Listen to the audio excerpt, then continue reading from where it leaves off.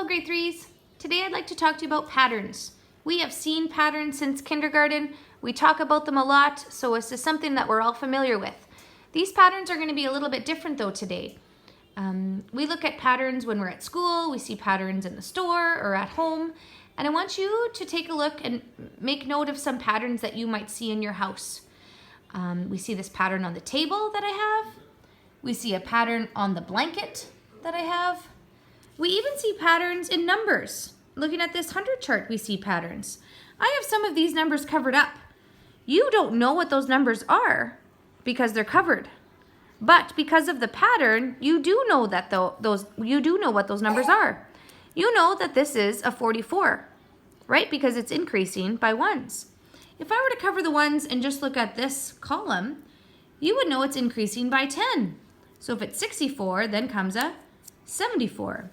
On a 100 chart, patterns can even go up. They go up by ones, they go by tens, they can even go by 11s if you look at an angle. So we see patterns everywhere. Today I want to talk about how patterns can grow and repeat. So I have this pattern on my table, but I want it to grow. I want it to be what's called an increasing pattern. So if you can identify, I have a yellow and an orange. Then my next unit, it's called, I have a yellow and 2 oranges. Then I have a yellow and 3 oranges. Take a look to study my pattern and see if you can figure out what my next unit would be in my pattern that's increasing.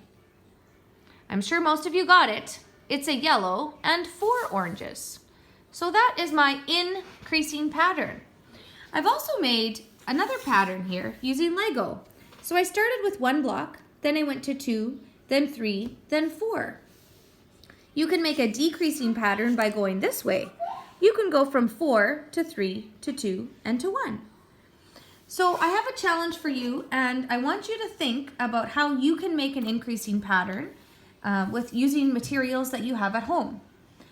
I want you to understand that it's important to identify your pattern rule. So for this, my pattern rule was increasing by 1 each time.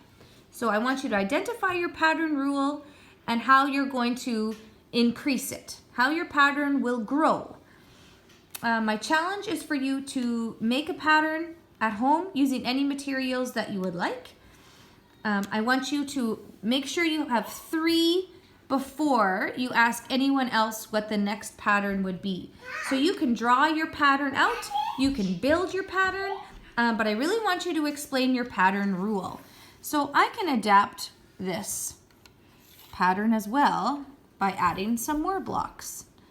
And I want you to understand that a pattern can take any form, but the rule must always continue. So I'm adding 1 each time. You can add 4 each time, or you can take 1 away each time, but it has to be consistent for your whole pattern. I'd like to challenge you to do this with your mom or your dad or your brother or sister. Build a pattern and see if they can figure out your pattern rule and if they can increase and grow your pattern. Have a great day.